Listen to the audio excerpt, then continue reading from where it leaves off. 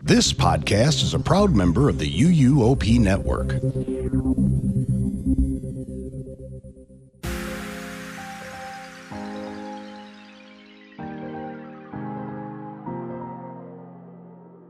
This is episode 606 of the Unofficial Universal Orlando Podcast for April 9th, 2024.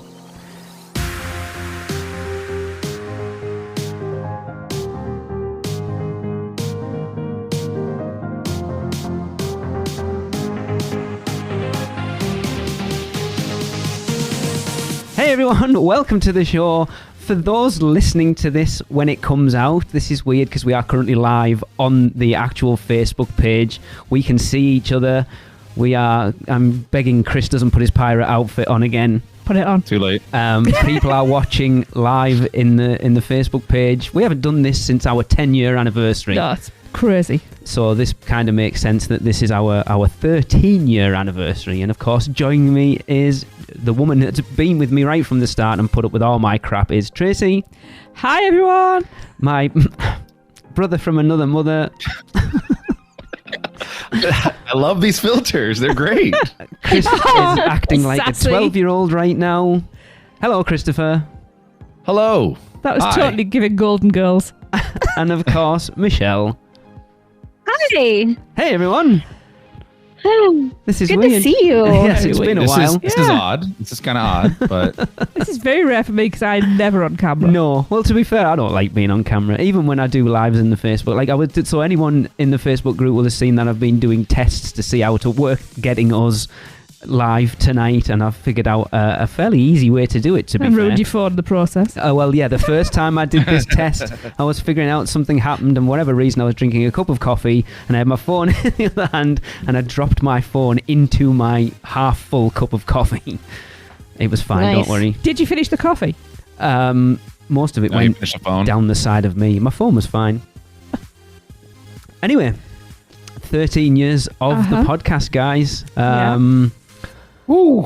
Yeah, it's been a slog, I will say. The last few years, definitely, but we're here. We are doing it.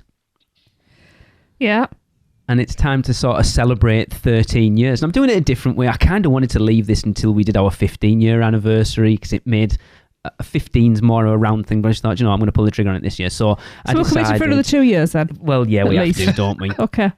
So or most. Good to know. people in the Producers Club may be aware of this episode happening. So I've picked what I believe is the biggest news story from every year the podcast has been going.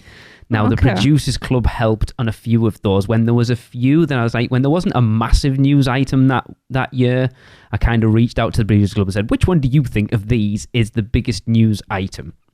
And as I said to Tracy last night when we talked about it, we're going to get to talk about some things that, as a group of four of us, we don't always get to talk about, because with Chris only being with us for like the last 6 years, did we decide, and Michelle being like 5 or something like that, there's a lot of this stuff is pre them, so we've never really talked about it. No. So I suppose we're going to kick it off, going all the way back to 2011 when Chris had hair and I had hair, and You've never had hair. I mean, I did at some You had point. hair? What? Actually, I saw a picture of Chris with hair recently. just It's so fell bizarre. down to here. Someone turned his head upside down. Chris, what was Yeah. the biggest news story in 2011, sir? The biggest news story was Jimmy Neutron's Nicktoon Blast closing, and that was on August 18th. I know how much Tracy misses Jimmy Neutron. I loved that. Go on. Oh, What did you miss about it the most? the bouncy bit. Which bouncy bit? The booby bounce. The booby bounce? Wait, the booby bounce. It bounced like it a about mom? so much that... No, it was Tracy's boobies bouncing. Oh. I was like, what? I need to hear more about this. Oh, this take me back to last week's episode. Yeah. No, there was just a certain point and you bounced about so much, it was kind of like, oh, better hold the girls down. I feel you. That happened to me too. I don't think I had boobs when I rode this ride, so I don't know what you're talking I about. Chris, did you have boobs when you rode this ride? I definitely had boobs when I rode this ride. So yeah. Yeah, no, it's a struggle for us. I think it's testament to how good this attraction was that I think we've ridden Despicable Me once, and yet we rode Jimmy Neutron at least twice every trip we went. We've ridden Despicable Me more than once. I don't think we have, maybe twice. Maybe twice. That's more than once. Technically true. Yeah. Jimmy Neutron was good. Yeah. I missed this ride. Did you guys do the precursor to this then? Did you do Hanna-Barbera? Yeah. No. Which was I better? did. So out of the 3 iterations at this point, which has been, in your opinion, the best? I was a kid, during those, but I believe I liked Jimmy Neutron the best. I don't remember Hanna-Barbera, like how the ride went. I know the Jetsons were in there and everything, but as a kid growing up watching Hanna-Barbera cartoons, I didn't see too much of like the Jimmy Neutron stuff, but I was a big Nickelodeon guy. I don't know. I kind of missed the Hanna-Barbera. Really? I can imagine at the time it was pretty awesome. If you were in like the Flintstones and all of that sort of stuff. And the Jetsons, the future. Yeah. Yeah. They should have just replaced it with that SpongeBob thing that we used to have. I think we talked about it with Kenneth the other week, didn't we? 4D. Yeah, that would have been awesome. But yeah, it's like that was the first thing that closed when we started this podcast. I mean, we're going to talk about an even bigger closure when it gets to the next year. But yeah, it was like, I think everything started to close once we started this podcast. Like, it's funny, when we came It's all our fault. So obviously, like the Wizarding World, so Hogsmeade opened in 2010, and then we started this, and that was like, we were on the cusp of Universal Orlando becoming what it is now. If you think all other than the original Hogsmeade opening, everything that's put Universal on the map has happened since we started this podcast. So where's our checks? I mean, Yeah. Amen. Hey, look, we know there's things we've talked about on here that suddenly happen in the parks. Like, do you know what? They should have an Earl the Squirrel character, walk-around character, debuting Earl the Squirrel. And we were like, that's interesting, isn't it? We talked about that a couple of weeks ago. I mean, yeah, I know that's not true. Might be. No, I think they would have had that in the works way longer. I love how normally everyone else is way more chatty, and it's just me at the moment. This happened the last time we did a live show. Michelle's barely spoken at this point. I was just reading Jillian's response. She said that that SpongeBob 4D attraction was at her home park in King's Dominion. Oh, yeah, I and know it was her favorite of all time. It was really, really good. Yeah, it was awesome. Are we done on Jimmy Neutron? So there's not a lot to say, really. I mean, I had a dad's party at the end as well, but... I don't remember the end. Yeah, a little dad. He walked out like... There was? Was there? Like, it was not a dance party, it was like a little area with... I genuinely don't remember. Because Minions has the dance party thing. But I remember coming through that and going, I'm glad they kept this element of it. I genuinely don't remember. Maybe I am completely misremembering that. I mean, it's been 13 years. In fact, so we won. The last time we'd have ridden Jimmy Neutron was 2009. So it's been like 15 years, if my maths is correct. Yeah. Just a quick hello and welcome to Darren Dunn. Hello, everyone. First time on a live. Love the podcast. Thanks, Darren. Aww. Yeah. First time I just wanted to say hi. Hello. So, hi, everybody else. So Grace is in there. God. Sorry, Grace, Mandy and Alexa. They're the new names. I've probably missed a few. Alexa's not a new name. No, I'm saying that new people coming in since we said before. Tracy. Chris Cruz did mention that the Hanna-Barbera after show was amazing as a kid. So maybe there was a Hanna-Barbera dance thing too. Okay. Hi, Maddie. And David. Is David laid out? He will be. Hanna-Barbera dance thing. No, I'm saying like there was an after show. I don't remember the after show. I don't either. It surely was not a dance thing. I can't imagine dancing with Hanna-Barbera characters. No. Corey, I'd actually asked that question, but I've been told I'm not allowed to swear. Anyway, moving on, Tracy. Let's bring it down. So sad you gave me this. I had to give it to you. Yeah, 2012. What was the biggest news story of 2012? And it was like the second day of the year, and this was the biggest. Let's just start the year off with me. Mean to. January the 2nd, biggest travesty of all time, and they closed Jaws. Absolutely gutted. It was weird when it was announced.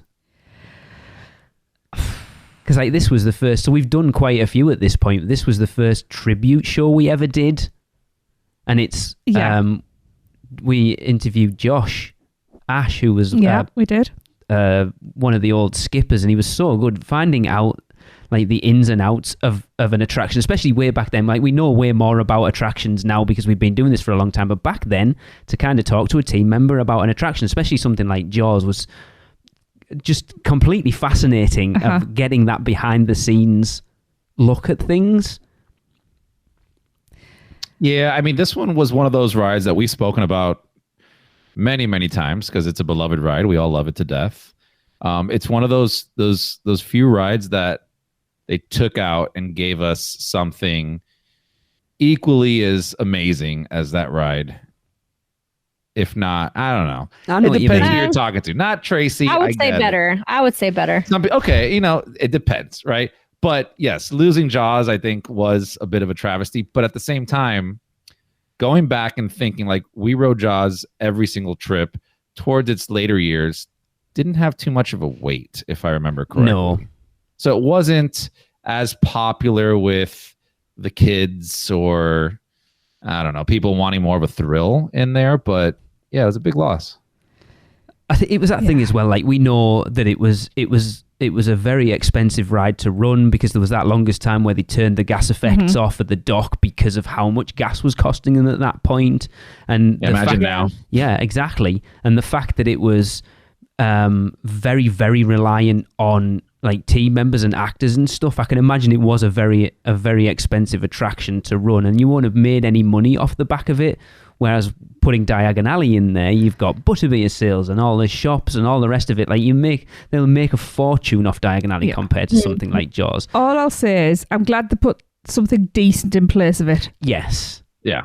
We're looking at you, Fast and Furious. Oh, listen, those guys made a lot of money off of me buying Nathan's hot dogs. So me too. Yeah. Oh, yeah. That was our favourite spot. I ate many hot dogs. Yeah. We'd get those hot dogs and go and sit by the exit of the ride and just like cheer with the boats as they came back in. It was an awesome spot. I was terrified of Jaws as a kid. Of course. When I went to Universal, I was terrified of the ride. I rode it because my parents made me, but I was terrified of it. So I never got to ride it as an adult, which is a bummer. So I need to go to Japan with you, Tracy. Yeah, let's go. I'll book the tickets now. Okay, let's go. Yes. That's it, because a lot of the stuff that we haven't ridden that we would have liked to isn't because, like, we couldn't have done if we wanted to, like Confrontation and Murder, She Wrote and all that sort of stuff with Claws. The fact that you were too much of a P word to ride it is, I know I rode it, but I was honestly scared of it. I mean, that doesn't surprise me, to be fair. Look, you need to do what we did the first time we took Raymond on it, and we knew that the left-hand side is the place to be. Yes, Jody, come along. So I shoved him left-hand side up. When that gas dock went off, that kid has never pushed into me as hard as he did that ride. It was hilarious. So mean. Dude, honestly, Jaws for us was it was a staple for Horror Nights. Like we rode that. I know it sounds crazy to say right now, but we rode that every single Horror Nights that we would go to. It was just like walk on, and the whole group of us would just pretend to be more scared than we really were. It was fun. That does sound fun. Yeah, that's the one thing I missed. We never got to do Shark in the Dark.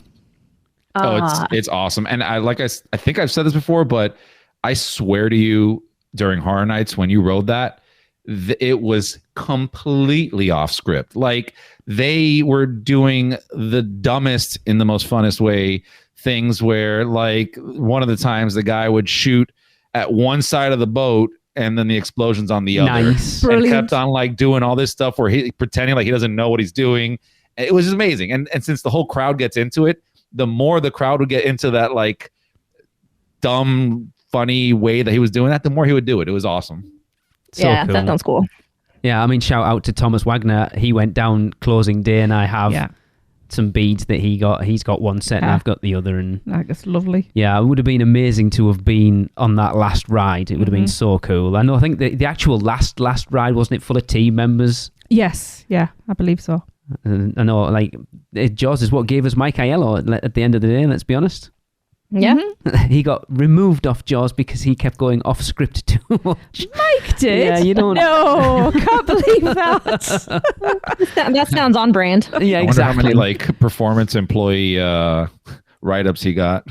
Oh, probably a ton, but it just shows how good at his job he is that they didn't just go, right, you're done, mate, off you pop. They were like, where can we put you where Yeah, they these recognise the skills potential. will be a much better fit for you, sir? Yes. Yeah. I do miss Jaws. It's like, I'm so jealous that you got to ride it in Japan last year. Twice. All right. Only twice. I'm surprised you didn't only ride Well, I Jaws mean, the whole yes. time you were there. There was too much of the rest of the park to see. I had to do it. I mean, twice is, to be fair, considering you got to ride everything you wanted to, twice on Jaws, I think is decent enough run. Oh yeah. Yeah. Oh, yeah. Okay, moving on to 2013, which the biggest news story that year, it was the first time Tracy and I came over after starting the podcast. No, that's not what it was, but that is true. There wasn't actually a lot had gone on at that point, but I've put down the expansion of Springfield debuted in June of 2013. So we're talking Kangen Kodos, Fast Food Boulevard, Bumblebee Man's Taco Truck, the Android's Dungeon Bathroom, all of that stuff, which that's when Universal really began to expand their food stuff. So like for the longest time, we all know that Universal the food was awful. It was burgers and fries, and that was about it, and chicken tenders and stuff. And then with the opening of Fast Food Boulevard, it was, you started to get decent themed food.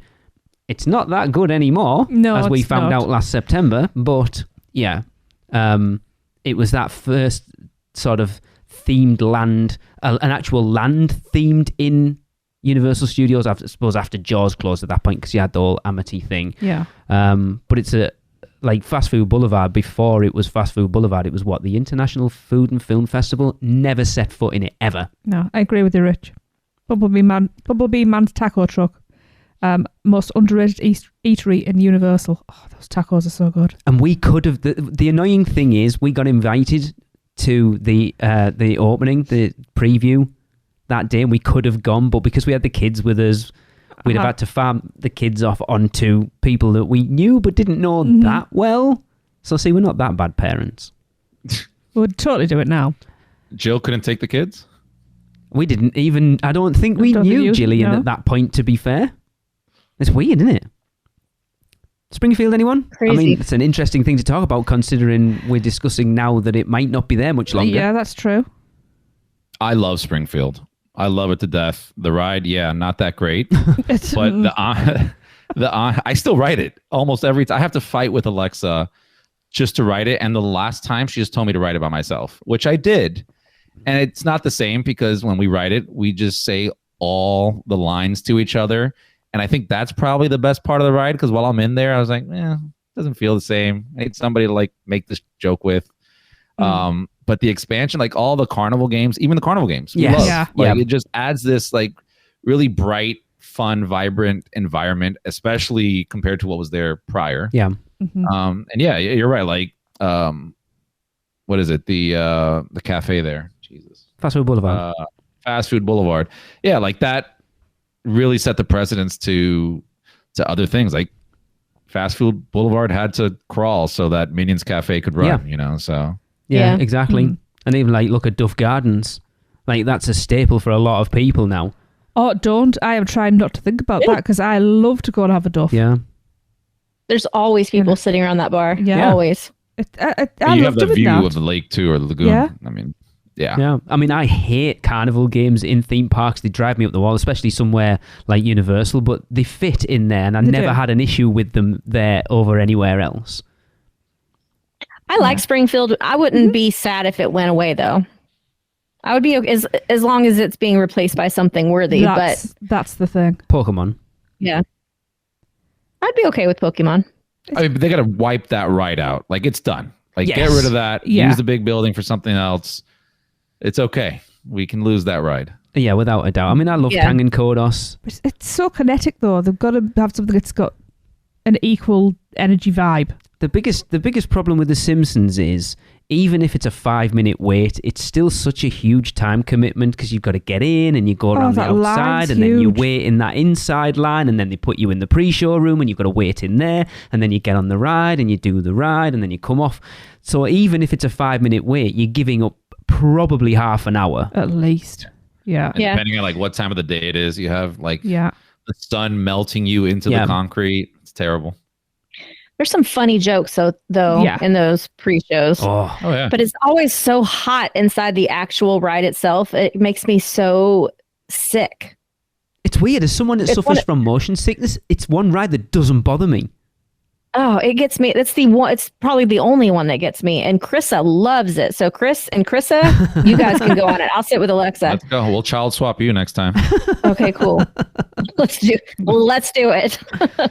Yeah, it will be like you say. I think I agree with what you said, Chris. Without Fast Food Boulevard, you don't get Minions Cafe. You don't get a lot of what's happened food wise, and that was when Universal really started to step up. That was their first, like, what can we do to upscale the level of our food? And let's be honest, the food from Fast Food Boulevard wasn't amazing, but the theme of it all elevated it above what it actually was. And that chicken and waffle sandwich was my go-to whenever we were in that park. I mean, Very good. That 3-week trip in 2013, we ate in there, 3 times? At least, yeah. And then we went back for Horror Nights when we did our first RIP tour. We were in there. Remember, RIP tour was when you didn't get food and you had to go and buy your own dinner in the middle of the night.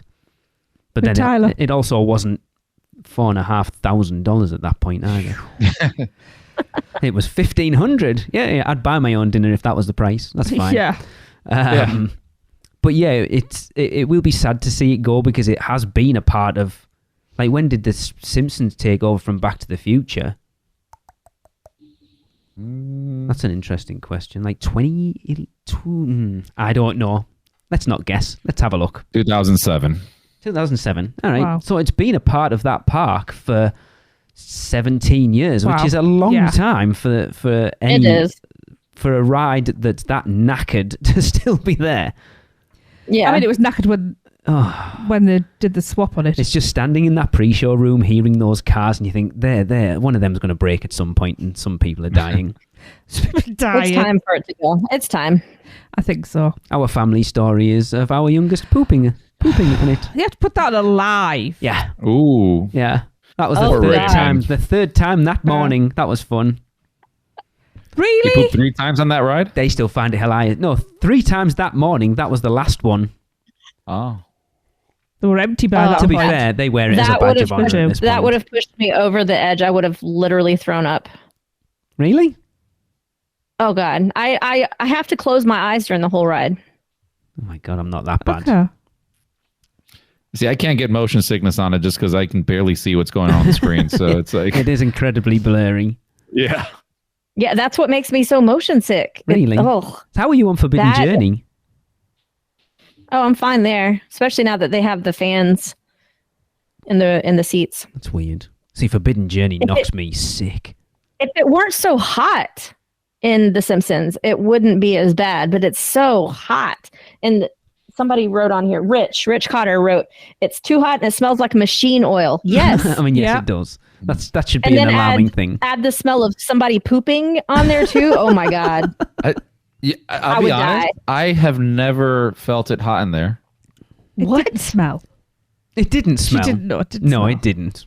But yes, it does stink of machine oil. It is. Yeah, it needs to go. It is Oh. about time. I mean, Cool. I think we're way past that time. But yeah. Yeah. Moving on. I mean, this is one of the biggest announcements at that point. Yeah. Michelle, 2014. In 2014, Diagon Alley opens on July 8th. Whoop, whoop, whoop. Now I still remember Gregory, who was doing some on location recordings for us at the time, queuing. He didn't quite beat you, Michelle, and I'm sure we'll get onto that later. He did 6 hours opening day and didn't even get to ride it. It broke down before he got on it. Oh, They gave him That an would express pass to come back the next day and still waited 3.5 hours. So technically, Ooh. he waited 9.5 hours to get on Gringotts when it opened. Yeah, no. So I tried to make it down for that opening, but I didn't quite make it. So let's see. 2014, Krista was 3. We came down in October of that year. So I just missed the actual opening. What do we think? Because Gringotts is one of them, like, Forbidden Journey when it opened was amazing. And we rode Gringotts for the first time. We were kind of like, eh. And that was a lot of people's opinions. It was like, eh. Really? Yeah, a lot of people. Because the problem with Universal is they've always tried to up themselves. So we open this, the next thing's got to be better. The next thing's got to be better. And when, especially with it being Potter, the Forbidden Journey was like, at the time, it's funny now when you look back at it through the lens of 2024 that it's kind of at this point. But when that opened, it was the newest thing in the world, this Kuka arm thing. It was like, oh my God, I've never done anything like it. And then Gringotts opened and went, oh, it's just like the Mummy kind of, but not coastery enough for people. That was the issue. And for me, that's how I felt. And the more I ride it, I actually prefer it to Forbidden Journey now. I love it. I absolutely love it. It gives just enough thrill that it's like fun. Just a couple of parts are like super fun. And then the rest is just awesome for Potter fans. So as a Potterhead, like, I love it. I absolutely love it. I think they were probably playing off the fandom of like making that ride and maybe not surpassing their previous ride. It's like, well, they're Potter fans. They'll like it. Yep. And it's like, true. I don't hate the ride. I actually like it a lot now, even more so. But I just wish it was longer. Yeah. Like, make it the length, because there's a lot of stops in that ride where you're just watching screens and stuff. So it has the same length as, let's say, a Mummy, but you're not really moving that much. That's true. Yeah. That is true. And I rode it. It left me cold. I've barely warmed up to it, to be honest. Because it's like, they sold it as this coaster, and it's like you get maybe what? 100 feet of coaster if you're lucky. Coaster. Yeah, it's clever though. The ride vehicle, like the way it actually rotates. So if you're at the front, there's sections where your car will be at the back. The whole, it is. I think I can't remember who it was. I think Gillian said it that they overhyped it as a coaster. She said it for me. I like it. They did. As I said, I have issues with the 3D glasses because if you're listening, don't take them off, please. They don't fit over glasses. People who have to wear them, they don't fit. And when they come off, I've nearly lost my own glasses. Yeah.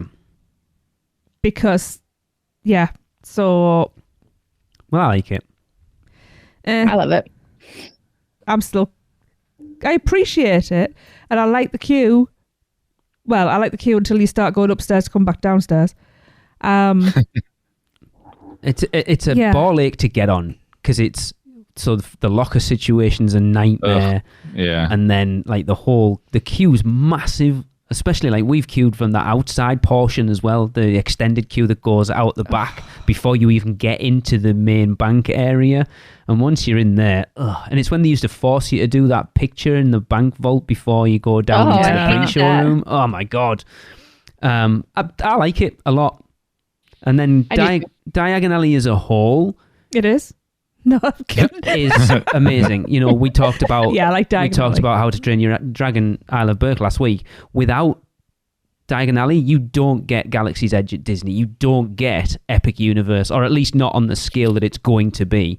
That took themed lands and made it something. So you walk into a land, and once you're in that land, you can't see anything else. And that's definitely the blueprint that they've used for the lands at Epic Universe. And I think it's awesome. Unless you're Chris.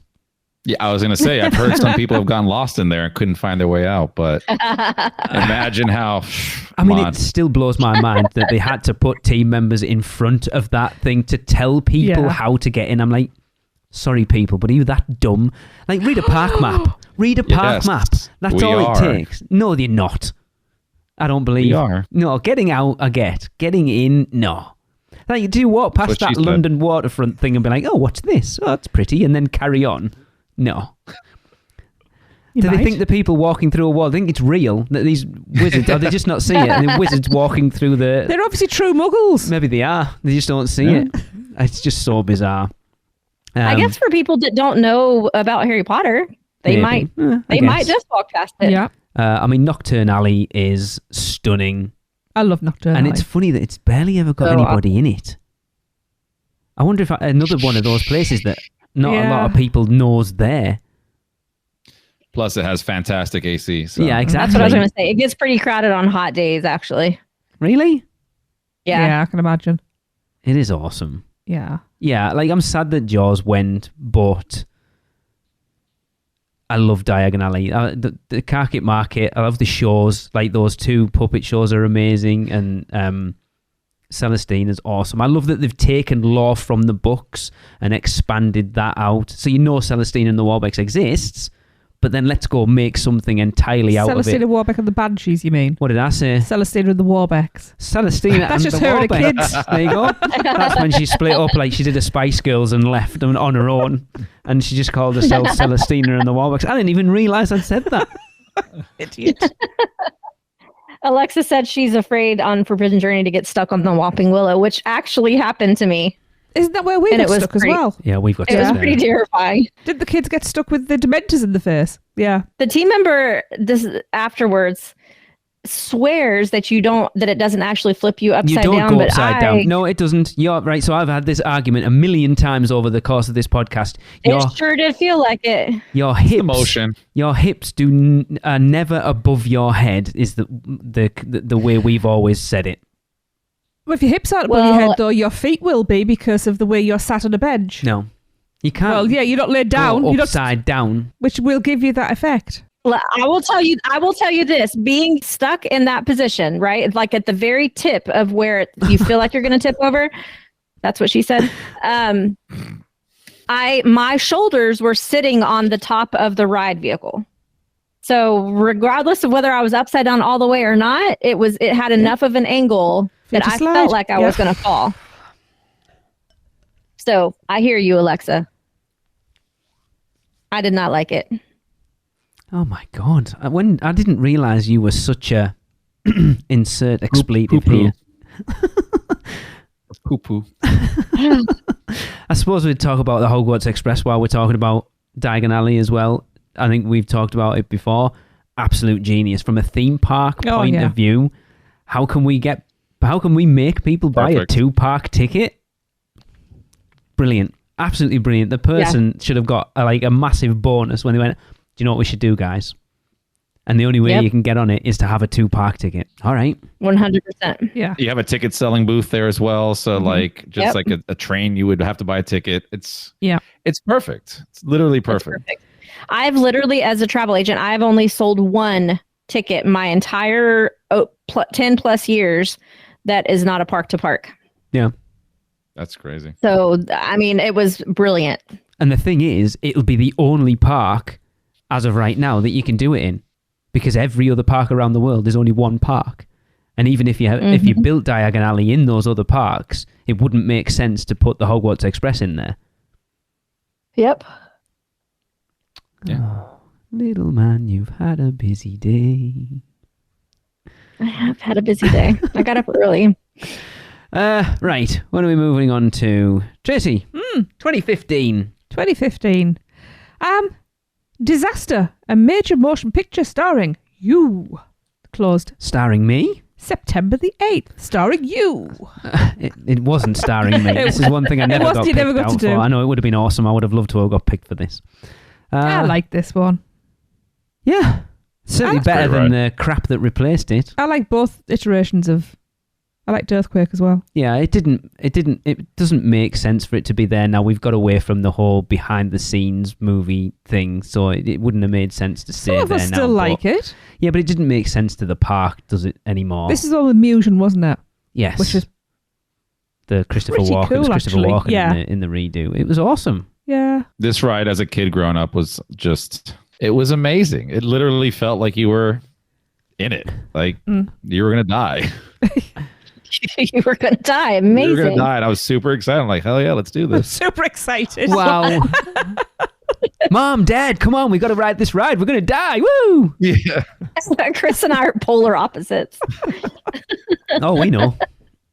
Yeah. I mean, part of it is the San Francisco section still part of the tram tour in Hollywood? The underground section, is that still there? Isn't that still part of the tram tour? I think it is. So? I don't know. I've only seen that tram tour a couple times. But it works. It works on that, but it's sad. And when you see what Fast and Furious is and the fact that it gobbled up bloody this and Beetlejuice, you're like, really? Yeah, Beetlejuice Fast and really Furious stuck. had the potential to be such an amazing ride. Such an amazing ride. Right? Then we got hot garbage. Slow God. and angry. That even the cool cars can't actually make up for. I like that. Yeah. I mean, I love the The dance pre-shows. party is the only good Yeah. part. I love the pre-show. I love the queue. I love the pre-shows. And then just leave. Yeah. 100%. Yeah. I think the pre-shows, I mean, we've gotten lucky. We don't write it very often. I'll probably write it every couple of years, if that, just to remember how bad a ride can be. But every time we do, we get kind of lucky with the pre-shows and have like really good interactions with those people, especially in larger groups like we did during the Weekender. Yeah, I was going to say, Yeah. when you go in, it's like Like, that 50 was- of you. And It was that team member is just like, holy what's going on here? They're reacting to me. Language. It was awesome, that first ride. That was why it was unfair to do our first review of it coming off the back, because I still remember that first review. And I Yeah. got off and Chris was like, well. And I just looked and he turned to Darren and he went, I told you he liked it. I was like, I'm not saying anything. My knees No, have you never said it. recovered. Oh, I loved it. To be honest, that first ride through was fun. It was. I did enjoy it. And not just because all of us together. It was that three, the mother and the two kids sat at the back going, what's going on at the back here right now? What have I walked they into? should not have put her on that ride with us lot. She probably thought we were part of the show at that point. Maybe. Oh, this is the best pre-show ever. They've got like 50 team members as part of it. How awesome is that? Yeah, no, we don't work here. See, Alexa goes, I get forced on, ... And then she forgot to put this amazing ride. Yeah. But when you look back at Disaster, like So we bad. kept those initial pre-show rooms and they were awesome. Like going back, I can't remember whether it was the same. I'm trying to think now between Earthquake and Disaster, whether that initial, because they did the rocks thing, didn't they? And the shot in the balls. Wasn't there something to do with balls? Oh, so when Tim Grassi came on, there's a blast from the past, and he was talking about it, there was some like adult jokes in the pre-show that were kind of disguised as. Oh, yeah. I can't remember what they were now. I'm trying to differentiate Earthquake and Disaster now to try and remember how much they actually changed between the two. And I can't remember. Someone in the chat will remember. They'll put it in I a do minute. not remember the difference. I did get picked one time for Awesome. that ride. Cool. And I have to like ravage my parents' buckets of video cassette tapes that they have there, because, you know, you get to... My dad would bring like the big camera and record and all that stuff. So it's somewhere there, along with my Nickelodeon sliming there as well. Oh, dude, you got to go through that stuff Yeah, and we need post to it. see that. I We have to need- find, yeah, we unless it's need been that burnt online. up in the heap. I got to look for that. So which bit did you actually get to do On what? on Disaster? It was Was it Disaster or Earthquake at that point? no, it was Earthquake. It was. I was very young. Was it the rope pulling part or something? I forgot. I'd have to go back I and know, look. I can't remember. There was one where they put like It a was like a lab rope coat on, didn't thing. they? And they fell down. Yeah, it wasn't that one. It wasn't that. It was something more docile than that. But I'll ask them. My mom will remember. My dad will forget all memories of anything. So Okay, let's move on to 2016, something we discussed last week, being all miserable about now because they've changed it. But Michelle. Yeah, 2016, the Skull Island Reign of Kong attraction opened on July 13th. That does not seem like it was that long No. ago. I swear know. I was going to say that. It feels like it was a few years ago it opened up. Yeah. Yeah. It's crazy, isn't it? That's crazy. Wow. Yeah. Because I remember walking past it when we were over for Horror Nights in 2015 and they were still building it. I've got photographs of them. Yeah. Yeah, with the scaffold up and...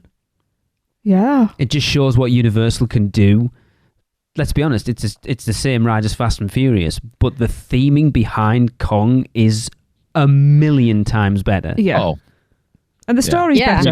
better. this ride is also a perfect example of Universal being able to use just little slivers of space and making an entirely new land. Yeah. Basically. Like, yeah, I know there's only like one food cart and one merch booth, but it's considered a land, and I Yeah. think they killed it. Yeah. They I did. mean, they got banana slushies. It's a land. They've The got the Kong Kong Dong. Dong Yeah. originated Yeah. there. Yes. Yep. And I really like the Kong Dong. Well, and when it first opened, it had scare actors in the queue. Oh, did. so we said Yeah. at the time though that was the first. I think that was the first Lovely, Gillian. Universal PR interview we ever got with Adam Rivest. Yeah. So we spoke to Adam Rivest, who was who still is part of the creative team, about the attraction. And I remember talking at the time, not to him obviously, but that we didn't expect those scare actors to stay in the line very long. No. It's a shame we got to miss it. Yeah. But that's what I was going to say. I love that they built, and apparently they've started doing it regardless of the weather now, but they built an attraction where it can still operate when it's raining. So you could bypass that outdoor section and go straight inside. But if it wasn't, then you get that whole big reveal of going through the gates. I love that. Because I don't think they've done that on any other attraction where they've built in a fail-safe to it where they can still operate it during bad weather. Yeah. 100%. And riding that at the golden hour is like the best experience if you go through the outside. It's the right amount of darkness for the fire. And, Yeah, that's true. Joni said that the scare actors took years off of her life. I never got to... Actually, yes, I did. I saw one scare actor in one of the peepholes once. There's a very cool. A peephole. Well, because it was just one of the ones that just showed his head. Yeah, that's still there. It's just a screen. No, it was an actual person. There was an actor. Are you sure? Yeah, I remember that. Yes. Because 100% sure. That peephole now is just a screen. Yeah, they put a screen behind it, but yes. No, it was an actual. It was an actual video person. of it. Yeah. It scared the bejesus out of a kid that was behind me. Brilliant. Yeah. Did we ride this when we went in the park that night when we came over? Not last year, the year before, with you and Alexa. I know we did Spider-Man. Did we do Kong that night? I think we did. Yes. I don't remember what I did yesterday, so I would be the worst person to ask that. I'm sure we did. I'm sure that night we that went sounds in like a party. and we did Spider-Man and then went round and did Kong because it was the first time Raymond rode it that night. And it's not a ride you get to ride in the dark very often because Islands is rarely open that late, which we've said about Islands, that they build all these light packages, Velocicoaster and Hulk and Kong, and then you rarely get to see them because Islands is barely open past 7 o'clock. Yeah. But I love Kong, honestly. I do too. I think it was like I said, you need to ride it now without glasses, see how much you like it. Yeah, it'll be interesting to see how much it takes away from it. And it doesn't look like they're going to change it. I think when they took it away, we knew it was never going to come back. Yeah. That's unfortunate. It is. I understand why. All I'm hearing is giggling. People reading comments and giggling. Right, moving on to one of Chris's favourite things. Our last one before we take a quick break. Chris, what happened in 2017? No, not condoms, did you say? Yeah. That's not a peephole. A pee hole. Oh. Okay. Let's get back on track here because we can't edit anything out. 2017. I remember this vividly. Volcano Bay opens May 25th. And we were there opening ish weekend. It was because of Volcano Bay that pretty much got you your place on the podcast, to be fair. Mm-hmm. That's right. I mean, and Darren. That, and I paid off Tracy, but yeah. Oh, yeah. I'm still waiting for that check. I mean, I hate to say this, but I feel so bad because I remember saying, no, like that first, when we had you on for the Volcano Bay roundtable, I was like, oh, and this is your first time. I was like, no, I guest hosted once when Hunter couldn't make it. And I'm like, oh, I don't remember that at all. And I still don't remember that at all, to be fair, even though I've gone and checked it. And you're right, you were there, but I don't remember it.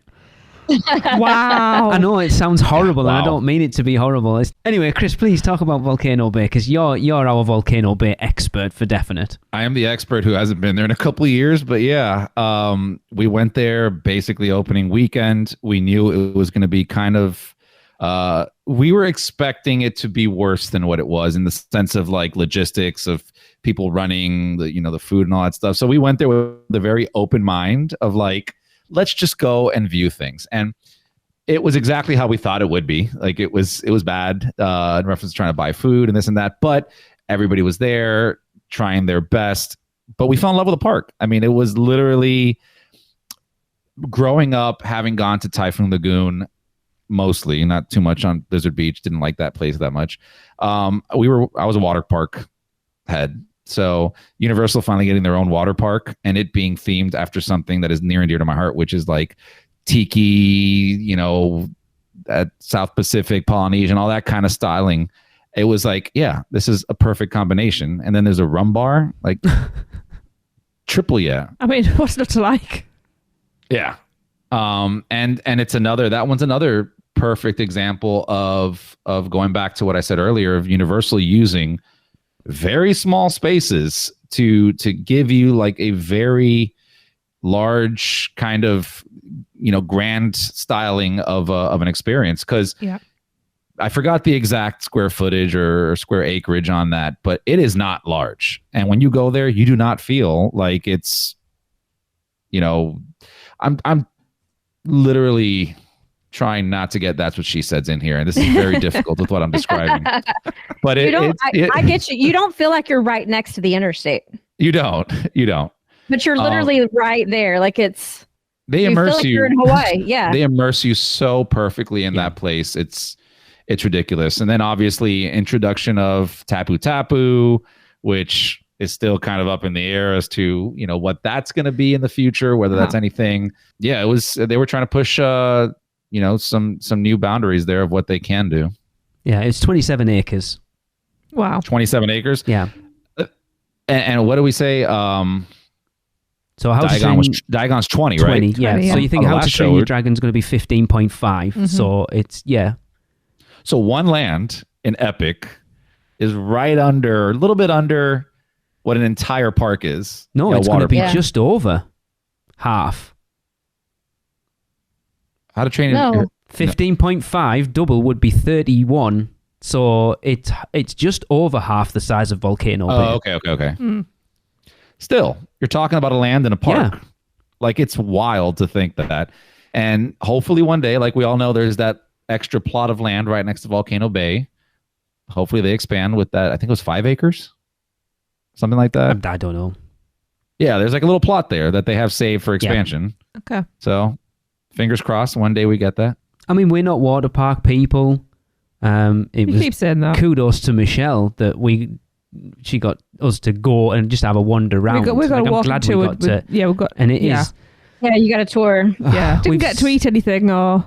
We've said it before though. Like I think when we talked about Isle of Burke last week about that reveal, like Volcano Bay, the way you walk up that, I don't want to call it a street, whatever it is, the road leading in, and they hide that reveal of the volcano till you round the corner is so stunning. And then it's not even that how good Volcano Bay is that Universal went, you know what, we could probably build 2 hotel towers and charge people a premium to look out over this park.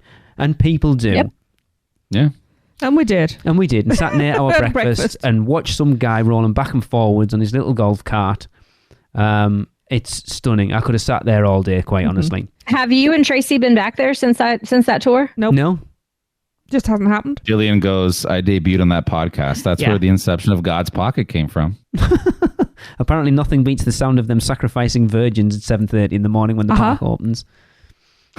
That's what made my eggs taste better. I nearly said something there, but I'm not going to... What? Anyway. Just edit it out. No, I can't edit out of a live. Everybody close your ears real quick. I'm not going to say it. There's only one person needs to close their ears, and that's why I'm not saying it, because she might hit me. But anyway. Right, we're going to take a quick break. We're not actually going to take a quick break for those people watching live, but we'll be back in a minute. Man, we need a vacation. Oh, I got this.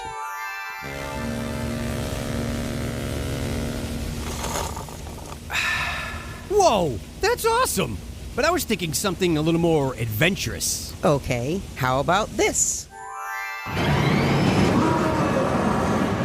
Yes! And how about some relaxation from Mama?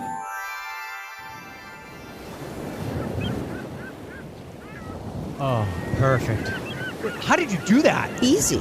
Portkey Vacations. For your next vacation, let Portkey Vacations take away all the guesswork and stress of planning. From air and hotel to theme park tickets and everything else in between, they've got you covered. Just visit PortkeyVacations.com and touch the Portkey to get started with your free, no-obligation quote request. With just one touch, and Portkey Vacations will magically take you wherever you want to go. Welcome back, everyone. We are moving on, and we're moving into 2018 for the biggest item that we're probably going to talk about, the biggest thing that's happened in the last 13 years of doing this podcast. And that happened on April 23rd of 2018, and that is the opening of Fast and Furious Supercharged. Yes.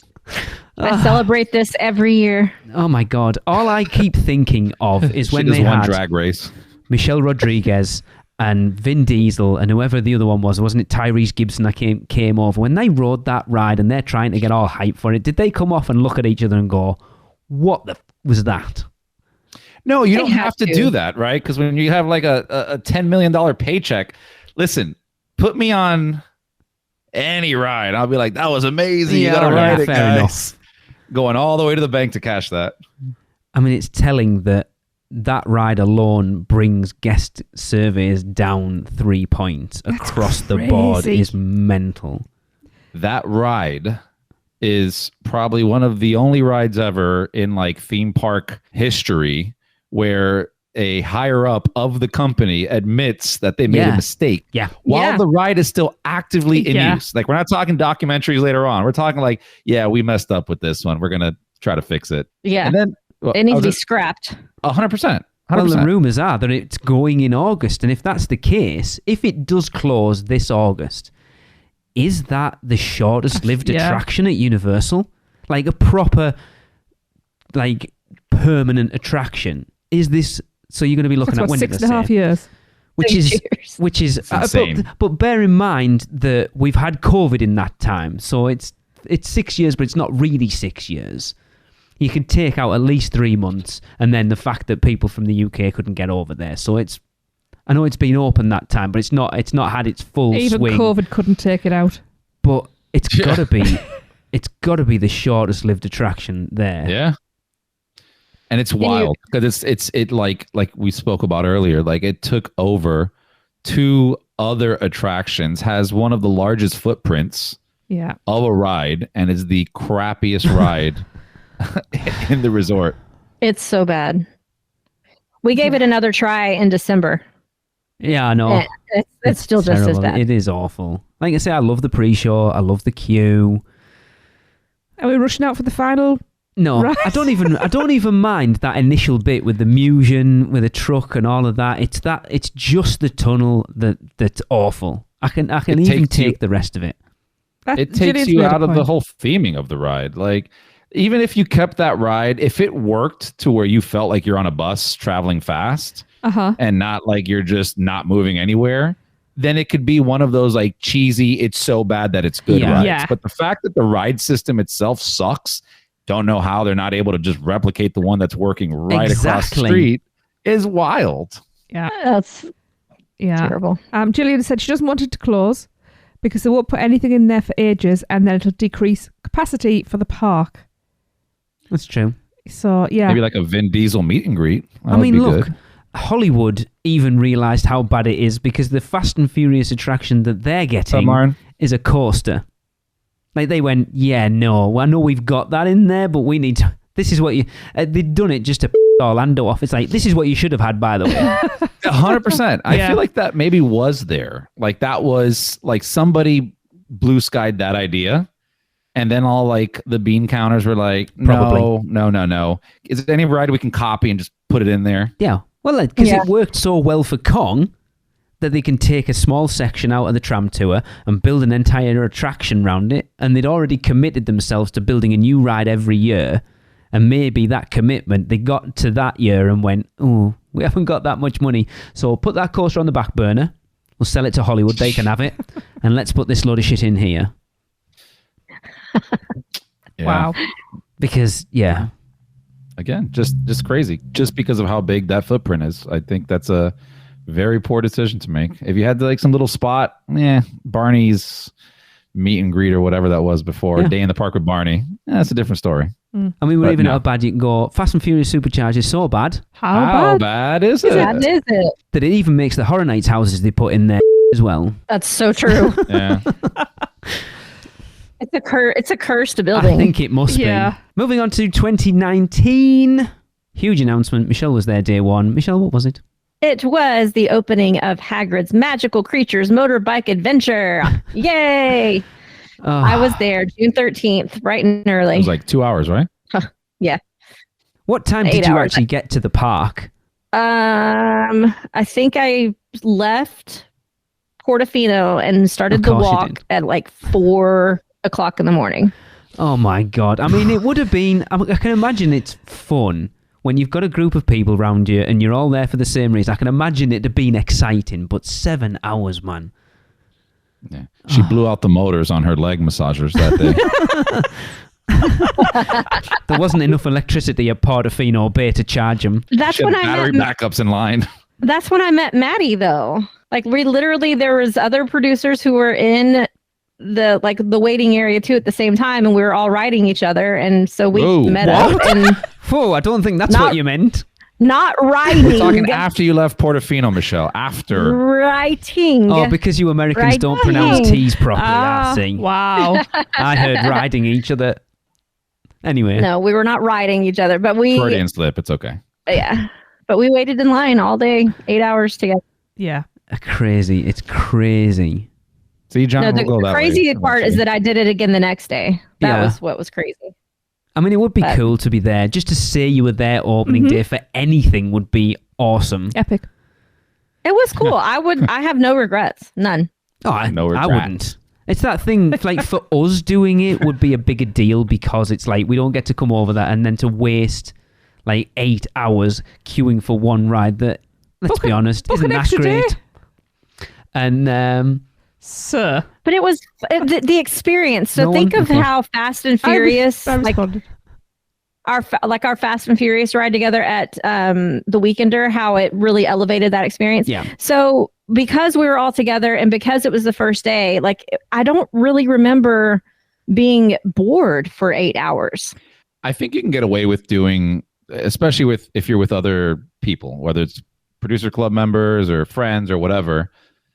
Just kind of like how, I mean, I've done plenty of when video games used to get released on disc. I've done midnight releases where I stood in line for hours to pick up Halo and pick up all these things, right? So I can see that fun in it. Yeah. My only problem is it was in June. yeah. Yeah. And you're melting. It's Florida. Like it's crazy. I don't remember it being bad. For it. They were prepared though. So they had a very long extended queue set up for us. All the way to, by the time I got there, it was in Seuss Landing. And they had fans. They had big giant fans, like roll up, the kind that you can roll up and plug in. They had big giant fans set up all throughout. They intermittently would come through and give us bottled waters. They didn't charge us for them. They would give us bottled waters. They had characters come through the lines in different places and like interact with us. It was kind of cool. I saw our friend, the Hogwarts Express conductors. We watched a few videos of like vloggers and stuff doing it that day, and our friend was there. Chris would have had a runner if he'd have been there. A rum runner. He'd have been hammered by the time he got to the front of that line. Oh, yeah, they wouldn't let me on. They'd be like, sir, you need to leave the park. Oh, yeah. I was starving by the time we left. Yeah, you're far too over the limit to ride a motorbike, sir. You're sidecar all the way. I'll ride shotgun, thank you. But I think I've said it before. I like Hagrid's. I don't think it's worth that wait because I don't think we've been... The least amount of time we've waited for is that first ride, and that was literally only because it was down and we happened to get I think Gillian messaged you, didn't you, Michelle, and went, it's just on back up, and we legged it over there and got on in like 20 minutes, which for my stomach wasn't the best thing that could have happened. I don't know. I think if it was a case of we were hungry, we could grab food. We saw like the line was like 30, 40 You mean minutes. like we did with Claire? Yeah, you grab some food, you eat while you're in line, play some games on your phone. Like we did with Gillian. Yeah, it's not bad. Yeah, that was fun actually. Yeah. That's a good question here. Yeah. Michelle, did you do motorbike or sidecar first time? Because if you wait that long, like you got to take motorbike, but everybody can't ride motorbike. Yeah, exactly. I did motorbike the first time, and then the next day I did sidecar. Okay. Who'd you ride with the first time? God, I'm so sorry, guys. I'm guessing it was Maddie. Yeah, if it's Maddie, if you're if it's a listening, I podcast don't remember. co-host, just you can forget about it. Lee forgets me all the time, so it's We weren't podcast co-hosts at the time. It was literally the first All day I the met time, her. But Joni once. was there too. Joni and Todd. Jackie. yeah. David was saying Todd we was there, were wasn't he? there. Joni was in line. I was just walking around and Yeah. drinking. I would have been Yeah. with you, David. I would have been with you. Joni and the girls waited with me. Little espresso martini action. Yeah. Yeah. I think that I remember that. That was awesome. What I love about Hagrid's is how much it adds to that land overall. Like, some of the best views of Hogsmeade are from the queue of Hagrid's. Like, we rode it. When did we go? So 2020, and we got in line. Park Island's closed at like 10. There was me, you, our youngest, Thomas, Lynette, and Andy. Yeah. And we got in line at like 9:30, and we got off at like 10:20. So it was pitch black. That ride is I love it at night. So different at night. Loved it. Yep. But the view of Hogsmeade from the outdoor queue at night is stunning. Mm-hmm. Well, the first time we rode it was golden hour, wasn't it? And it was dusk as we came in. It was great. So I was trying to keep me dinner down. You weren't well. It was Forbidden Journey. That was a problem. So we'd literally travelled all day that day. We went straight. Michelle's like, we need to go straight into the park. So, Voodoo Donut's only got a 5-minute wait. Get in there. So all I'd had to eat for about 4 hours was a bloody jelly donut. And then straight into there on Forbidden Journey. So let's churn all that up and give me a bit of motion sickness. Down the raptor encounter, and it's like, wait, we need to ride Hagrid's because it's just open. And I got off, and poor Gillian, it was the first time we'd ever met Gillian, and she was so excited, and I got off. I was green. Michelle and Robin were sat in front of us, turned round all excited to see how I was. And I'm there going, I do not feel well, guys. I was so disappointed in myself. I thought you were scared from it. I was like, oh, he thought it was scary? No, because the thing with Hagrid's is a lot of the things that happen on it are new to you guys. So that drop track is probably something you guys have never done before. Yet we've got that over here, so that wasn't new to us. We've done a drop track before, so it didn't do anything new that we hadn't done before. I think that was definitely played into it. But I won't queue for it. It doesn't make it any less fun, though. We know enough people who work that ride to get on it like back door now, so I don't bother queuing. Thanks, whoever's listening who does it. Yeah, don't drop anybody in it. Very like grateful. riding in the back door, you say? What? Yes, exactly. That's what it costs. We like back doors. I mean, this is getting worse. Cut that. Let's not do what we normally do. We need to cut something. Yeah. Anyway, moving on. No. We will go to 2020, and I have not put in the thing that most people probably think is the biggest news item because I want it to be theme park. COVID. The park's closed for COVID. I was going to say, yeah. Realistically, that's the biggest thing that happened that year, but we don't want to talk about COVID because we've had enough of it. So, Tracy? Yes. On June the 30th, the Bond Stuntacular opened. Yes. Love that ride. Sure. Even though we kind of knew what was coming, it still blows my mind every time I watch it. It's so good. I was actually there for that. I wasn't there for the actual opening date. I was there the week before when they were doing dress rehearsals, and I got to see it on a dress rehearsal. Awesome. See, that'd be so cool. Yeah. Yeah, it was very cool. Love that. Like, they even came out on the stage before and told us that it was a dress rehearsal and there may be pauses in the show, blah, blah, blah. But it wasn't. It was a clean run through when I saw it. But it was very cool. I remember being there a couple weeks prior to it opening up, and they were doing like test runs in there without guests. But every now and then, I know we spotted it at least twice. You would see Jason Bourne's kind of walking through from like one section of the park to the other. All right. And they'd be like dressed up as a character, but they have like that coat on, and they're just trying to walk by real fast. And we're like, I know where you're going. Yeah. Don't say it. I know what's on the tip of your tongue. Do not jinx us. I was going to say that. Yeah, but I don't say that. Thank you. I remember watching the brief sort of announcement video that Universal put out, and we watched it 2 or 3 times because obviously we were going to talk about it on the podcast after it happened, and it was only till about the 3rd time where they're doing the street fighting scene in like the desert that I was like, oh, there's only 2 people there, isn't there? The rest are all...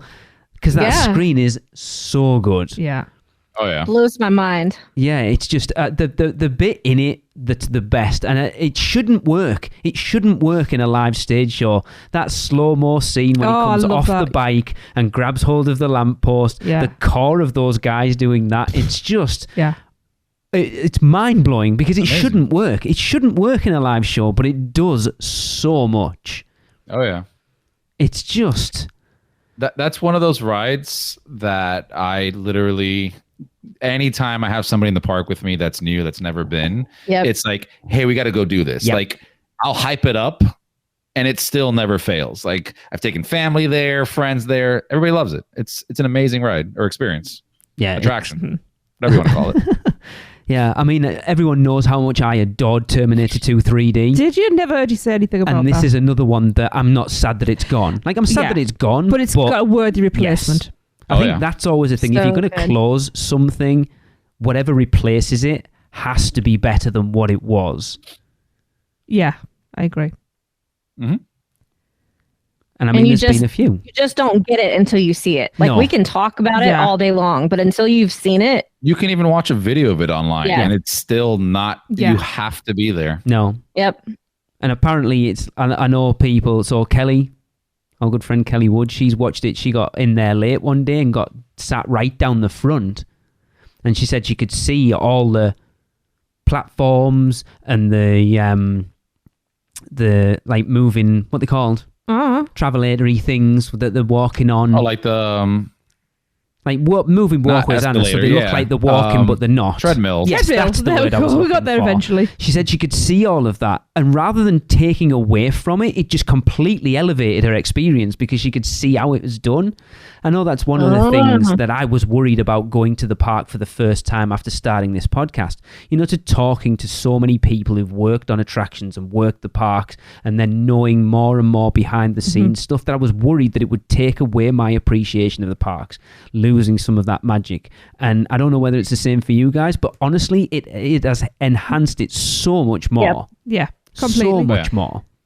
I agree. Yeah, I have a heightened appreciation for things because of it. I understand how much work goes into things and how much effort the team members, the actors are putting into it, and it's just, I love it. Just everyone. It's not even the actors, it's just the team I know, members. they've said the whole crew, it's just... Yeah, everyone that you come into contact with on a visit to Universal Orlando is...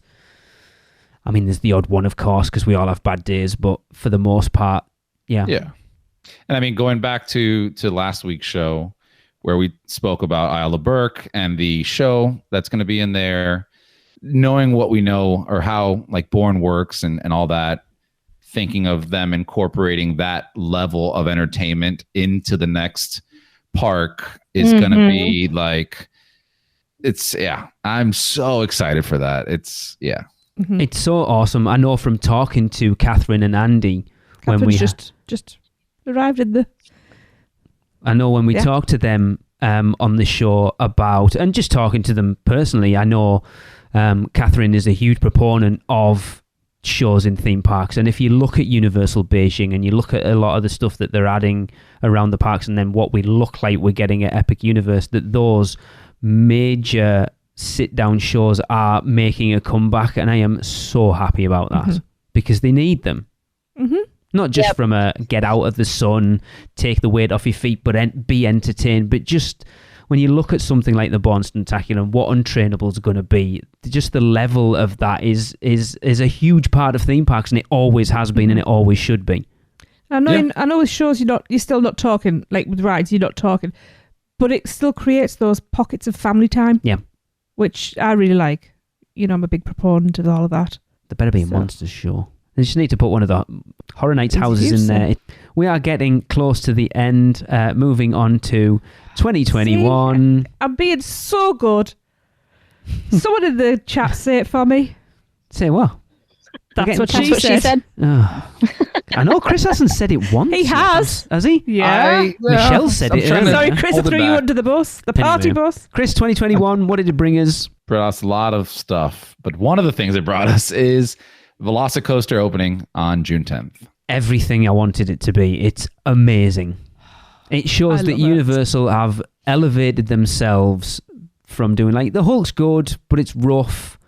And then you look at like the argument for Universal and Disney, I suppose, at this matter, that they do the theming's great, but the coasters aren't great. They don't do world class coasters with that theming. And then they opened Velocicoaster, and the world went, okay. Yeah. It's ridiculous how smooth that is too. Mm-hmm. Like, it's my favorite coaster. You can't beat it. Even the pre-show, like we've ridden it 1,000 times at this point, and we still go in there, look at everything. Yep. We get engaged. I kind of find something new every time, whether it be some piece of artifact sitting around in the cage. It's just such a highly themed roller coaster. It's fantastic. Yeah. And I hope that's what we're going to see as well in Epic. I think so. And I still get to the base of that top hat and go, Swear to God, it's normally me. It's just how much, again, sort of going back to talking about Hagrid's, how much Velocicoaster adds to islands as a whole, not just Jurassic Park, but islands as a whole. So the fact that you walk through Jurassic Park and you can see like the paddock, so you can see into the ride itself, adds so much more to that land. But then looking across the lagoon, even just being in Hogsmeade and then going down behind the Discovery Centre, where they've put the top hat is basically in line with you walking through the entrance. The barrel rolls right there, going over the bridge into Hogsmeade. Yeah. It just interacts with so many other areas of the park. And then just the coaster itself, it is the greatest 2 minutes you will ever have in your life. Ew. I knew as I was saying that someone was going to, but it doesn't feel like 2 minutes, but you get to the end of it and you're like, the first time I rode it, we got off and I was like, what the hell just happened? yeah. Because I was nervous. You guys know I was nervous to ride it, not because I was scared of it, just because I know what my coaster motion sickness can be like. And I've ridden that ride without Dramamine, and I was fresh as a daisy getting off it. It is stunning, and we've done front, back, middle, doesn't matter where, at night. Smooth as hell. It's amazing, and apparently it's not as smooth now as it was when it opened. What? I don't buy into that because I don't notice there's no noticeable difference between when it first opened. To me, it is still extremely smooth. Yeah. Like that for me is a benchmark of how roller coasters should be built. Anything that's not like that should, take a master class from these guys. And yeah, it's still smooth. Michelle, right? You've ridden it. Yes. Ridden it? Yeah, recently. Yes. Okay. Yeah. Last trip? No. Yes. No, yes, we did. Smooth? Yeah. Yeah. It's always smooth. I mean, it still scares the poop out of me, but... Oh, this is getting into dangerous territory right now. Honestly, if anybody thinks it's not smooth, We're go and behaving ride the too Hulk long, that's first. Oh, and then go and ride Velocicoaster. It's just they managed to cram so many elements into it, but it not feel like. So, for example, the Smiler over at Alton Towers, like that is one of them. They've just gone, we want to make a coaster that's got the most inversions, and it literally just feels like a kid's got the coaster track together and gone, what elements can I clip together to make a coaster? That is the only one that has ever made me dizzy. God, I come out of that first My eyes were section rolling. Yes, it's crazy. That was so funny. But for all it's got, the mosasaur roll, the double helix, the inverted stall, the top hat, it never feels like it's just too much crammed in such a short space of time. It's just, and I love it's a coaster of two halves. You've got the Raptor paddock and then the second half like over the park itself. It's so awesome. Yeah. And then just like I love the I don't necessarily think it's a Musion effect, but whatever the projection effect on the windows is when the coaster goes past with the Raptors. The animatronics in the queue. The lockers still aren't as groundbreaking as I think a lot of people seem to have made them out to be. It's still a bit of a cluster. And then just... They also need to go through the metal detectors. Oh, that's a ball. They need to have something that just goes, that's an underwire in a bra. Yes. Because every time, and that guy was like, oh, I still got to check. And I was like, yes, that's fine, but it's my underwire in my bra. And he's like, well, I don't know. And it was like, oh, it's your underwire in your bra. And then even like getting to see the coaster from the unload, like the load and unload station as well. It just, it's so good. Yeah. I mean, going to the fact that you mentioned earlier about it adding life to the park, which when we were ranking our lands, I had it up there because of that, right? And if you look at the juxtaposition between the back of the Discovery Center prior to that ride being there, which was probably one person out there, to now it's heavily congested, almost feels like a hangout because a lot of people will hang out there because they're not going to ride the ride and there, and you can jump inside, the store if you want to shop or whatever. There's a little playground for the kids in there too. Like, it's such a lively environment. It really it breathed new life into that land altogether. Yeah.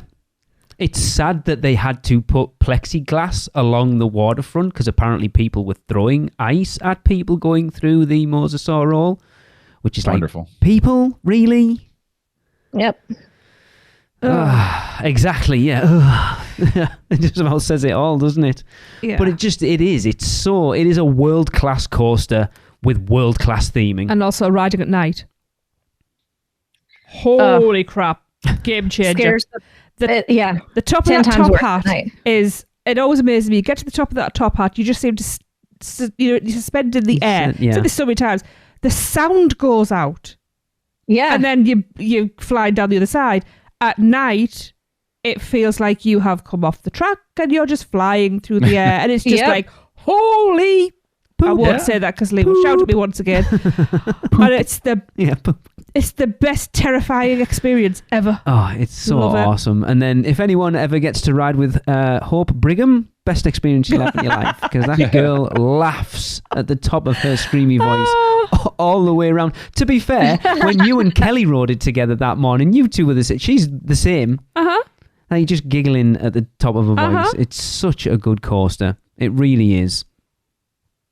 And I hope... Looks like Joni was that one person in the back of the Discovery Center, apparently. But you're right. It's taken an area of the park that up until this was like dead. No one ever went behind there. And now... Joni. Yeah. Was it just a smoke? Now, probably. Now it's... maybe. But I love that though. It's such a... like, they converted that whole back patio area of the Discovery Center into this whole new area of the park that was always there. But I was worried how it was going to impact the view across the lagoon. But I think because the track's black, it just fades into the background, and it's just... Again, I love this word kinetic, but it adds so much kinetic energy to the not just to the Jurassic Park area, but to that view as well. Yeah. It's weird to think, because you would think that it would, like Tracy's saying, like, take away from it. Whereas, because you would have normally just that sunset and the Discovery Center building. Like, that's a beautiful photo across the lagoon. Yeah. And the coaster is just an accent piece on there. Yeah. It doesn't take away from it. And not just at all. So beautifully constructed, and especially the way they go over the lagoon and everything. It's a fantastic view. Yeah. It doesn't even take away from... My biggest concern was that double helix taking away from the back patio at the back of the... Three Broomsticks and the Hog's Head, and it's so quiet. It's crazy how quiet it is. Like, you literally get a brief bit of as it goes past, and that's it. It's crazy. Yeah, it's crazy how quiet it is. Yeah, it's awesome. What's the sound again? Just like that. Can somebody make that a sound clip for us? Please. To be fair, I'm the only one recording it, but anyway.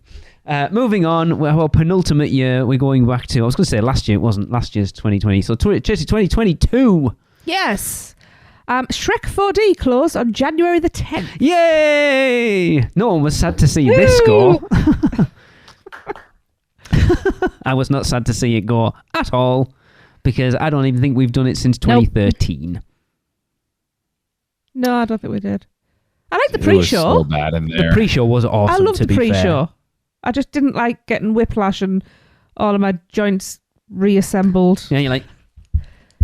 And seeing the empty chairs just going for it. That didn't bother me as much as I could almost not hear the dialogue in the ride, because you just had the... Yes, the hydraulics. The hydraulics just overpowered the sound, and I'm like, all right. And then don't ever put a torch on when you're in there, because the water sprays at the back never got clean. So you can imagine what they looked like. Keep your mouth closed, guys. Yeah, that's what she said. But I mean, it was like, I'm sure when it opened, it was cool, because that technology was still something that wasn't everywhere, and that's the problem. That when it closed, there was 2 or 3 other attractions in that park that was virtually the same technology. Yeah. And then the fact that I think it was on one edition of the DVD that they put that Shrek 4D, so you could watch it. You could probably even watch it on YouTube at that point. Yeah. So it's like I don't need to go to a theme park to watch that. Like I can get someone to rock my chair behind me. There's not much to talk about with Shrek. I think again it was the last tribute we did. What on earth was that? I'm trying to think whether it was the last tribute episode we did, but I don't think it was. I think that was DreamWorks Land. Chris, when we talked to, got mixed up because we did a couple. The guy who worked on Five O's Playland, I think that was the last one we did. So this we had Zane Genshan, didn't we? Because he worked. It was interesting talking to him actually about the attraction. But I think it's more exciting to talk about its replacement, which opened last year. And that is the expansion of Illumination Avenue into Minion Land, which opened on August the 11th last year. And I love Minion Land. I hold my hands up. I had major reservations about this. I was quite against it, and I absolutely love it.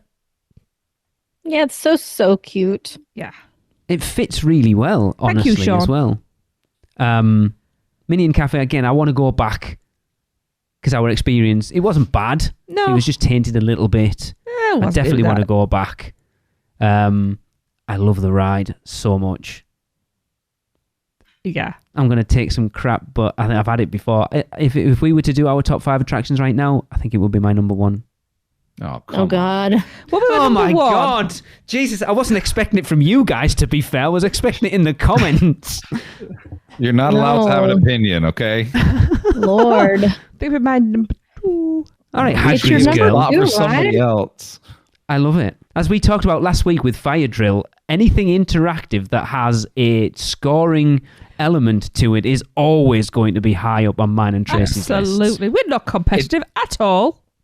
It's been a little bit since I wrote it, but as long as they fix those issues of the lag and delay, like that was my biggest gripe with it. And we've never seen. I mean, the targets don't necessarily match up, but to be fair, once you've figured out which is your target, where you're actually aiming is irrelevant. See, I move my target in a specific way, so I know where it is. Go on. Yeah. If your aim is irrelevant, then why is it fun? Because I still know where I'm aiming. And they'll know when I move my gun, it moves my target. But if the target isn't in sync with my gun, it doesn't matter. He means like he's still targeting things. It's just I'm still moving the gun around to move my target. It's Why not. does I'm this not kind of using sound like my a peeing gun. in the toilet analogy? I was going to say I've never found it laggy. To be fair, even Rich agrees with me. Yeah, you see, very laggy. I've never found that. It got a little bit better the last time we wrote it, but it's still. I just would love it to be more responsive and a little bit more precision based. I feel like it's very much a button masher type of game, whereas your Men in Black is more like skill based. So it's not too much. Yes, there's skill involved in trying to get a top score. I get that. I'm not saying that. But there's so many targets. It's just everywhere, right? Whereas Men in Black, you got to have a little bit more skill to hit a specific target. You've got to go do your research. I agree. That's how you get. That's how you get on the leaderboard. You go do your research. Men in Black is that knackered. It's irrelevant at this point because it's if your gun's not working, half the targets don't work. It's a mess. They just need to. I hate to say it, but because they're not going to upgrade it because the company that built that ride doesn't exist anymore. They're not going to pay to get someone else to come in and completely retrofit that. So you might as well just close it at this point. So, quick question. For those who find it laggy, what type of phone do you have? It's got nothing to do with your phone. No, hang on. What type of phone do you have?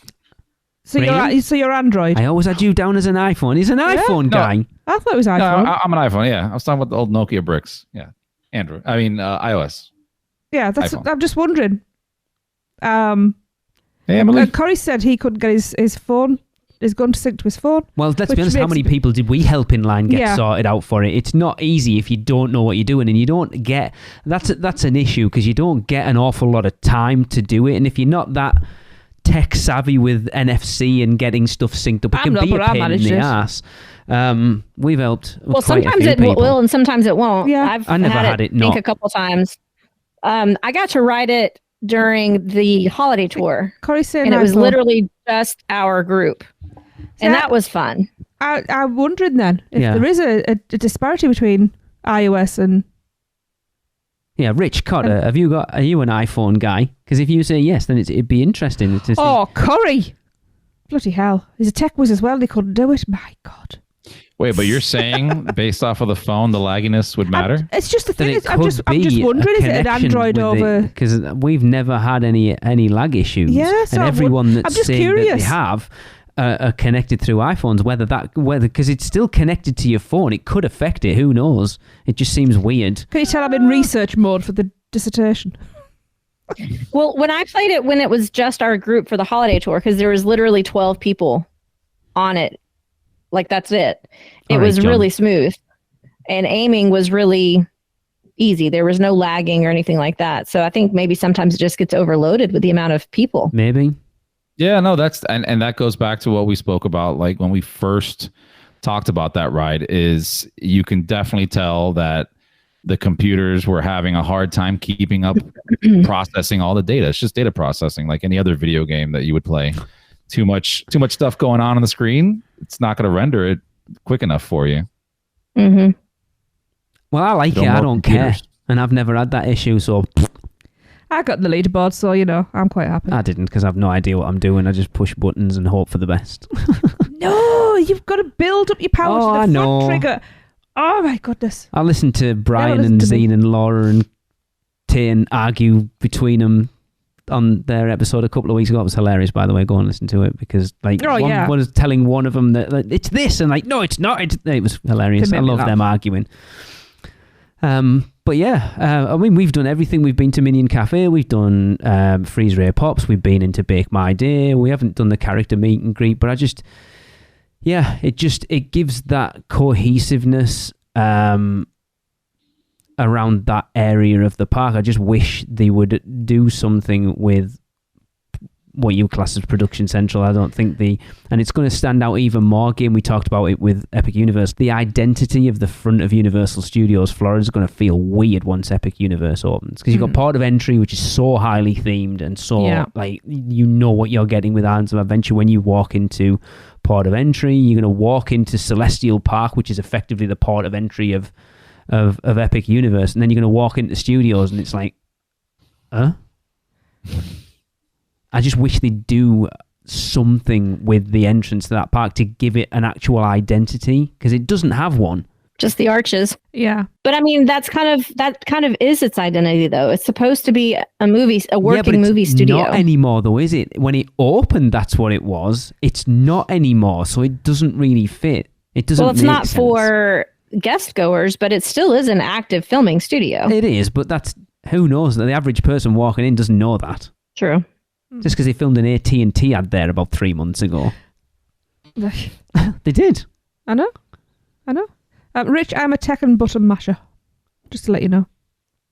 Yes, when I used to play Tekken with Tracy, I used to know all the special moves and that, and she still kicked my ass because she just bash buttons. Or Street Fighter, whatever your crappy fighting game of choice is. Did I miss out anything that anyone thought was a bigger news story than those? Seriously, you're asking somebody who can't remember what they did last week. I'm asking 3 people. You're not the only one here. Same. Yeah, my memory's shot. Sorry. No, that was a huge addition. Yeah. Yeah. I mean, it was difficult altogether. There's obviously all the hotels that have opened over the past 13 years. I mean, as of recording, this was yesterday, 10 years of Cabana Bay, which is crazy to think that's been open that long. Yeah. The changes and expansions on City Walk. I mean, City Walk is a completely different area compared to... That's what I was going to go back to, Chris, before when we were talking about Skull Island and Volcano Bay, of how good Universal are of taking tiny spots and making these what feel like massive expansions. The Hollywood Drive-In mini golf is, for me, the biggest example. They took an area of land underneath the moving walkway that was used for buses and made 2 very highly themed 18-hole mini golf courses. Yeah. It was... The buses used to go through there? I think they used to drop off there. Huh. And now it's... I mean, have you ever done it? Still no. The mini golf. I still haven't either. Really? One day, I promise. Maybe Michelle, on I'm the surprised you closing of it. haven't. They're so In a good. Whoop Centre and all. No, she wouldn't walk round. She'd have to get a ECV round there. Oh, yeah. Oh, see, it's all right for you to have a go at me, but when I do it back, it's... I see the way it goes. It's better than your sulk face. Yeah, the mini golf, it is expensive. I think that's the only issue. It's why we've so only much ever fun. done them each once, I think. But it is very expensive for mini golf, but it's cool. We don't really get... I think the thing for us is, well, we don't have mini golf over here, really. And the ones we do have are crap. Oh, they're not themed. They're just holes in the Like, floor. there's one at Alton Towers, and it's themed to like the rides, but it's not very elaborate.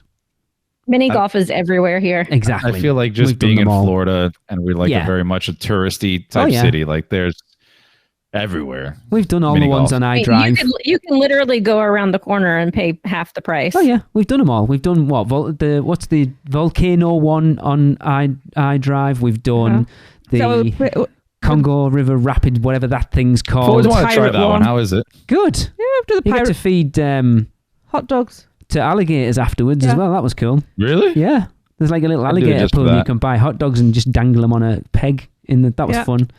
Can I Pirate- eat, can I eat Pirate- the hot dogs if I want to? Pirate Cove one down on Sand Lake Road as well. That's pretty cool. Yeah, we've done. We're the only ones. We won't do the Disney ones because I don't do Disney stuff. We thought about it a long time ago. Because we don't do Disney anymore because it sucks. Uh-oh. Uh-oh. Anyway, Lee doesn't speak for everybody. I speak for myself. I speak for the trees. Yeah, I There knew you it was go. coming. I like Disney, We know you do. That's why just not as much you're as getting Universal. sacked next year. What? Nowhere near as much as Universal. Right, that's it. I guess you Wow. know. I think we've covered. There's a lot happened over the last 13 years, and just to boil it down in what we have is, it was tough, to be honest. There was so many things that I wanted to put in, but we're just picking one for each year. I think we picked the bigger ones. But yeah, like I said, Universal is a very, very different place now than it was 13 years ago. It's crazy how much it's expanded. And they are becoming a bigger entity than Disney in Orlando. Can we say that? I think they're getting there. And I'm not saying that as a Universal fan. I think I think there was a post it might have been the pass holder group today where someone posted, Universal announced How to Train Your Dragon Land, Isle of Berk, and Disney posted a rat-themed bus. So apparently they announced like the new Ratatouille theme on the Disney resort buses. I missed that. Yeah.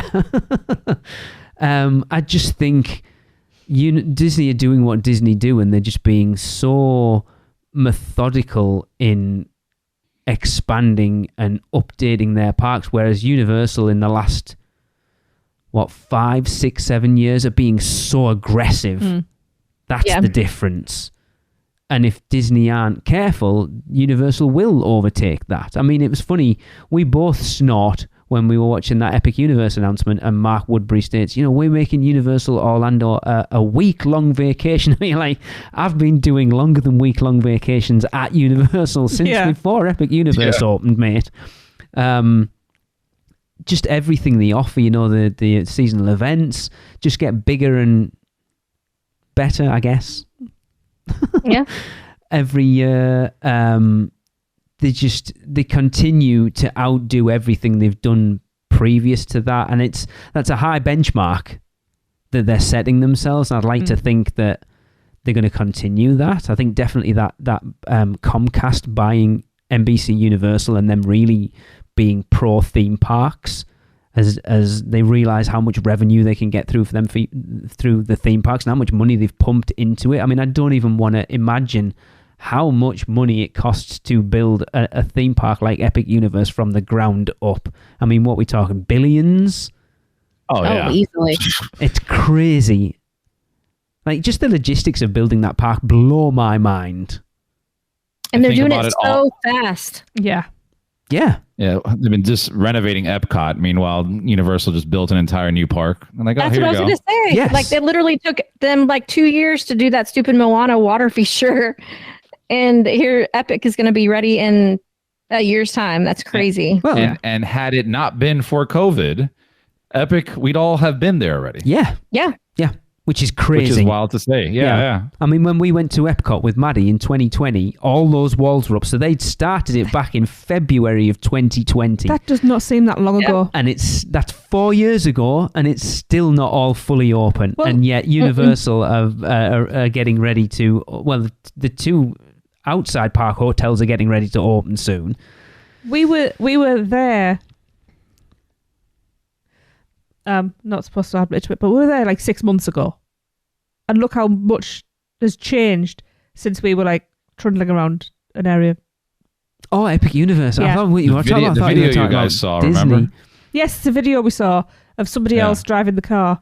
Outside of Brian's window. I'm going to throw Brian and Lauren under the bus. I don't care. They were driving. I was kidnapped and chucked in the back and went, do you want to come and see Epic Universe? I went, all right then. All right, send the cease and desist letter to them. But yes, you're right. That was literally was like 7 or 8 months ago, and how much has come on. It was like September, wasn't it? So October, November, December, it's January, April February, 1st March, as April. we're recording. 7 months. How much that's come on. It's just, I can't wait. I know I'm trying not to watch like the stuff that Bioreconstruct's putting out there because I don't really want to see it until I see it, but it's so difficult not to. But I just, like, you look at it looks awesome now, and a lot of it's still dirt and nothing. To think when it's all water and grass and trees and stuff, it's just going to be unbelievable. Yeah.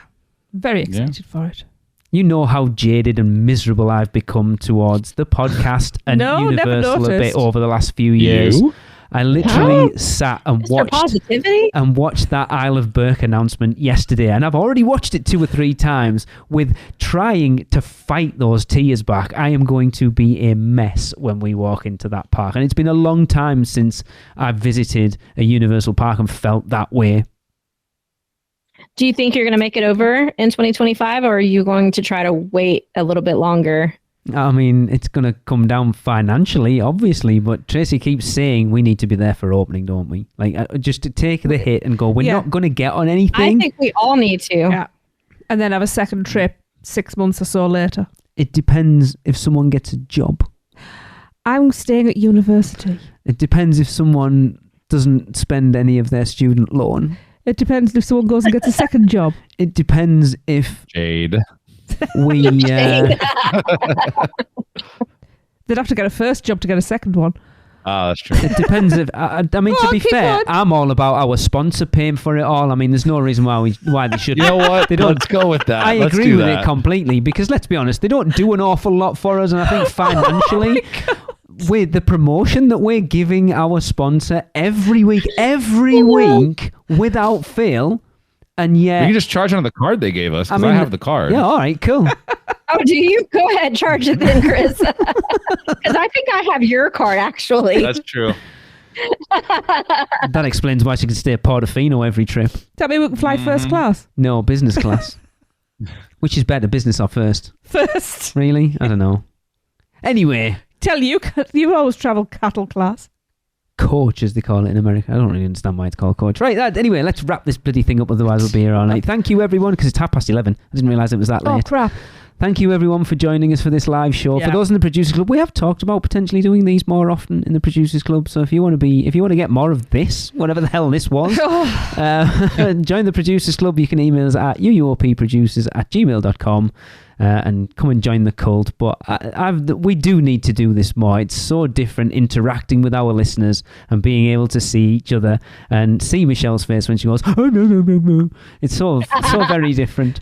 But yeah, that's going to wrap up 13 years. I mean, this is actually coming out, I think it's 2 days after our anniversary. Our anniversary is the 7th of April. I think this comes out on the 9th. But yeah, I never thought we would still be going this long, and the fact that I think I've said this before, this podcast has pretty much become my entire personality at this point.